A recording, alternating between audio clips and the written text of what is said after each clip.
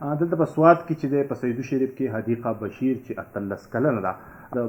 جنکو په ماشوموالو کې د ودونو مخنیوي بیا د تعلیم په اړه باندې او دغه رنګ نور چې دی نو مدني فعاله ده او دلته هلې ځلې کوي د هغې نه پوښتنې کوو په دغه اړه باندې هو اوس په لنډو ورځو کې دوی ته د اقوام متحده لخوا په ټول دنیا کې په ټوله نړۍ کې په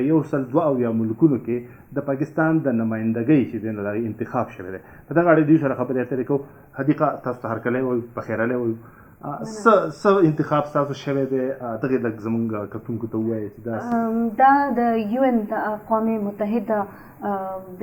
ینګ لیډرز دپاره د 2020 د ینګ لیډرز دپاره زه سلیکټ شوې یم او زه د پاکستان اولنۍ جنۍ یم چې هغه د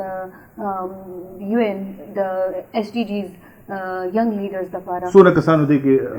مطلب درخواستونه ورکړي وو او څونه پکې چې دی نو منتخب شو؟ دا 2000 درخواست چې هغې ته UN ته ملاو شوي وو او په هغې کې د 172 کنټریز نه چې په هغې کې صرف 17 ینګ لیډرز 19 ینګ لیډرز چې دي کوم هغه سلیکټ شوي دي او ته پکې د پاکستان نه یوه ستوي او د سواتې. ها اوس دا راته ووایئ چې تاسو ته کومه ذمهواري په دې کې په سر واغسته یعنې څه کار به تاسو کوئ؟ زه به د کمعمرۍ خلاف چې کوم دی نو خپل کار جاري ساتم او په کمعمرۍ کې چې کوم ودونه کېږي د هغې خلاف او د جنډر بیسډ وایلنس چې کوم دی نو د هغې خلاف چې کوم دی نو به کار کوو چې هغې په خپلو خپو باندې ودرېږي او ځان له وړوکي نه وړوکي کاروبار یا څه ځکه چې ډېر شي جنکو چې کوم دی دلته په سوات کې تعلیمونه حاصل کړي دي او چا BS کړی دی چا MA کړی دی چا پولیټیکل ساینس خو هغې نه په یو فیلډ کې هم چې کوم دی نو مخې ته تلل نه غواړي نو هغې دپاره اویرنس او د هغې د امپاورمنټ دپاره بیا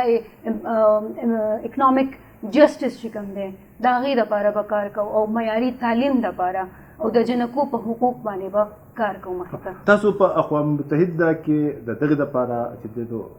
شرکت کوئ چې ښځې په خپلو خپو وربیږي هغوی په کاروبار کې شریکې شي هغوی سره چې په وړوکوالي کې واده دی هغه ونه شي. اوس دا مشکلات د کوم ځای نه دي او ولې دي دا لږ زموږ سوچ چې کوم دی هغه جوړ شوی دی سیدی چې لکه جنۍ کله رالوی شي نو زموږ دغه شي دا